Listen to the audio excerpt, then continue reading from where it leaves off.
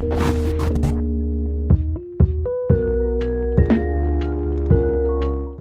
Leute, willkommen zu einer stillen Folge von Doki Doki Blue Skies Mod. Still, weil wir haben absolut keine Musik, denn wir befinden uns an dem Zeitpunkt jetzt schon, wo wir den fetten Streit mit Yuri hatten und alles so. Und jetzt sind wir hier und ich habe eine ganz böse Vorahnung, dass wahrscheinlich jetzt ab diesem Zeitpunkt sich alles ändert und jetzt wir auf dem Weg sind zum schlechten Ending. Another day. It's been a few days since Yuri and I had an argument. She never once returned my calls or texts, which makes me really scared that I could truly cause some irreparable damage. Still, it's a school day today, so at least they will be able to talk. Oh, assuming she doesn't bunk off. Nah, she wouldn't. Refusing to entertain that thought, I begin my morning routine. Shortly after I start my walk, I notice a familiar face, although not quite the one I was hoping for. Hi, Kazuma. Hey, Siri, what are you doing here? She responds to my question as if I ask her something stupid. What you mean? This is the route I take to school. That I take to get to Sioux City. It's just so surprising seeing you up this earlier. That's all. Oh, she talks nonchalantly. Well, you know what this means, right? You can walk to school together. I try my best to sound enthusiastic, at least for Siri's sake. Yeah, let's do it. It probably didn't work. Kazuma, is everything okay? Yeah, I'm fine. Why do you ask? I just had a feeling that something was bothering you, that's all. Compared to the last time we hung out, you don't seem as happy.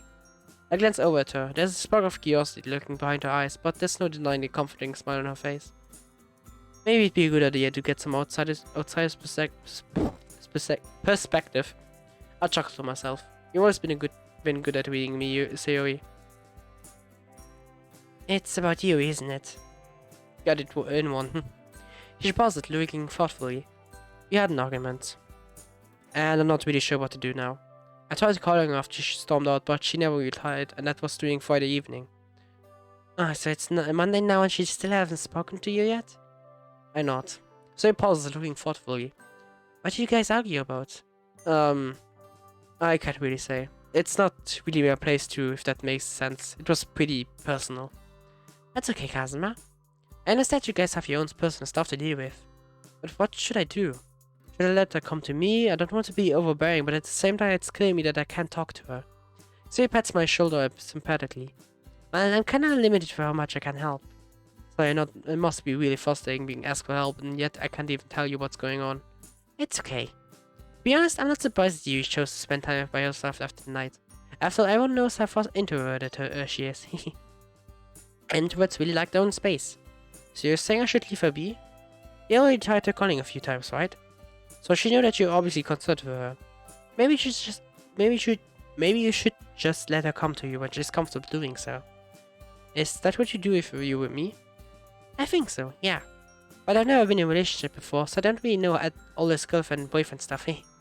Best noch nächste Route sehen. Believe me, Siri, neither do I. What does your heart tell you? Well, I don't know about my heart, but my brain is definitely telling me that it's confused. Why can't my organs just get along? She giggles. You shouldn't worry, Kazuma. Such a nice, caring guy. I'm sure he will come around eventually. I hope so. Anyway, on to something less depressing. Mom came home a few days ago. Ooh, I bet that must be lovely. Been away for a while, if I remember right. Yeah, she's been gone since like late August, so it's been a long time since I've physically seen her. Is she still the same? Yeah, unmodely instincts never go away. Still feels really guilty about leaving me alone for so long. The rest of the conversation, frankly, isn't as depressing. It doesn't take long for Siri and I to reminisce about the good old days. But that just doesn't feel right. I can't fully immerse myself, not when there's too much in the present to focus on. And that's what we called for today, everyone. I encourage you to all to do some extra reading on the topic. The build up to the Second World War had many contributing factor. Who knows, maybe you even find it as interesting as I do. With a self-deprecating smile, he laughs and heads through the door.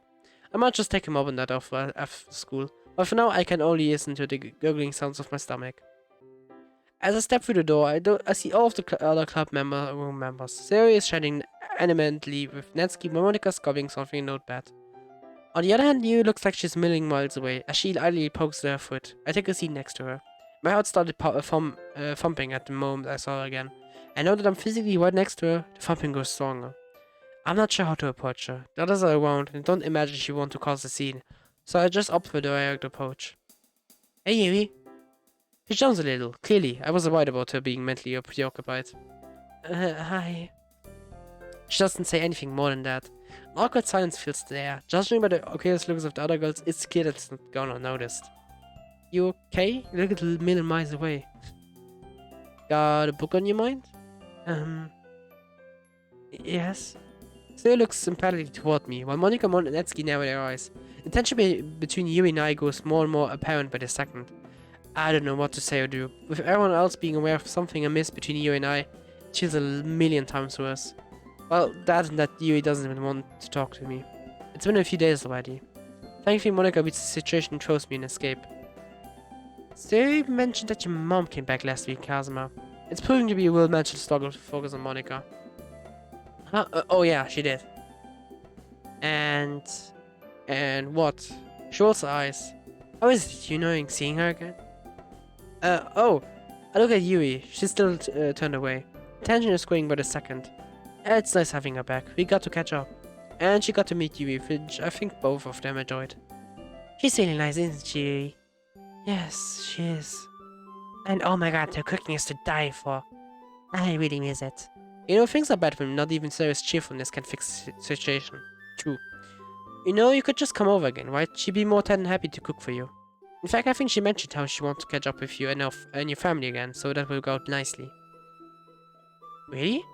Oh well, I might take you up on that, Kazuma. Although it would be kinda weird seeing her again. I mean, it's been how many since I've seen her? Like 4 or 5? Wow, has it all really been that long? Yep. Time really flies, eh? Tell me about it. It's crazy to think that it's already March. The Christmas party we had feels like just yesterday. Für mich sogar ein Tag. Oh god. Well, none of us are getting any younger. Might as well make the most of our time together, don't you think? Yep. Jordik! That's such a silly line, Monika. Your vice president is really rubbing off on you. Hey, she's not wrong, though. Our 30 is coming up soon, and that's our last one. And who knows what that will be like. Stressful, probably. No kidding. Although the conversation is flowing between us just fine, Yumi's lack of contribution remains painfully obvious. Every now and again, one of us would sneak a concerned glance in her direction, but no one really wants to say anything. They know something's up between you and I, and while they're concerned, they probably don't want to get involved in something personal between us two. Still, as the bell rings and we start packing away, I can't help but cling on to the hope that you will be a little more receptive when it comes to the club meeting. The last few lessons went by unbearably slowly. Finally, the bell sounds, signaling what feels like the final opportunity of the day. I'll get to talk to Yui. I shake my head. That sounds ridiculous. I can't just talk to her any time. Or can I? Okay, everyone. I've been doing some thinking about the weekend, and I had an idea I'd like to try out. Part of what makes us squares poets is stepping out of your comfort zone and trying new things, something everyone did really well when we wrote Halloween poems. So this time I'd like everyone to take one of these. She pulls a bunch of what look like small blank strips of paper out of her bag. What are these? Each strip has a theme written on the other side, and the one you've chose will be what you'll have to write your poem about. Ooh, and it could be literally anything? Uh-huh. Does anyone want to go first? I'll do it! So he slips forward and takes the strip. Flipping over, she reads whatever's written. A thoughtful look crosses her features. Oh, this will be interesting. As I follow suit, each strip will elect a different response. Mine happens to be control. Of course, I had to get thrown into the deep end. Can you work with someone else? Of course, collaboration should make this even more insightful. Have fun, guys. She turns back to the desk, pen in hand. Hey, Yuri? You mind if we work together? You know, since you're like... I'm sorry, Kazuma, but I need to use the bathroom. Uh-oh. That line will forever cause my anxiety levels to shoot through the roof. Stand up and swiftly moves to the door, picking at the sleeves as she does so. I can't just sit here and let her cut herself, but how I'm going to excuse myself so it doesn't look suspicious? Precious seconds tick by. I must be showing a lot of concern on my face. I see Etsuki looking at me strangely. Are you okay, Kazuma? Yeah, you're looking kind of weird. Monika puts a bend down and joins in. She could be pulling out a knife right now. What's going on? You just said that she had to use the bathroom. Now Kazuma looks really worried. Is everything okay, Kazuma? You could all feel the tension between you two at lunch. He's rolling up his sleeve while you sit here like an idiot. I'll be back in a sec. I don't even want to finish my sentence as I bolt to my feet and head for the door. Wait! Mine isn't frenzy as I hurriedly make my way to the bathroom. Why now? It's so much harder when she doesn't talk to me. Ah! Well, here it is. The glass bathroom. No time to pause before going inside. Also, she knows to be damned. And immediately, I'm hit by a set that never gets any easier to see. Yui immediately looks up. I can't tell what's worse. That shamed look on her face or the freshly soaked bandage on her arm. For a moment, we just stand there, looking at each other. She hastily slips asleep over the bandage, but the damage has already been done. Yui, look at me. Please. Seconds stretch on, much like a diaphragm to meet my eyes. While I'm desperately trying to unscroll my phone brain, I hear the door behind me. Thankfully, it's only Sayori. Kazuma? Yui? Wait, Kazuma, what are you doing here? This is the girl's bathroom. God damn it, Sayori, did you really have to come in now? Your time couldn't be any worse. I know, I was just... I look over Yuri, who's now avoiding the both of us. Yuri, are you... okay? I'm fine. Are you sure? You look really upset. I'll be okay, thank you. Do you want to talk about it? No, thank you. I appreciate the offer, but I just need some time alone. And of course, there it is, the withdrawal. Those walls she never learned to break out of. I feel a light tug on my sleeve. Come on, Kazuma. What? I should head back to the club. She can't be serious. Angrily gesture towards Siri. Kazuma, can't you see that she needs some space right now? Besides, the other girls are worried about you. She must have seen how willing I was as she sighs and turns to Yuri. Will you come back to the club when you're feeling up to it?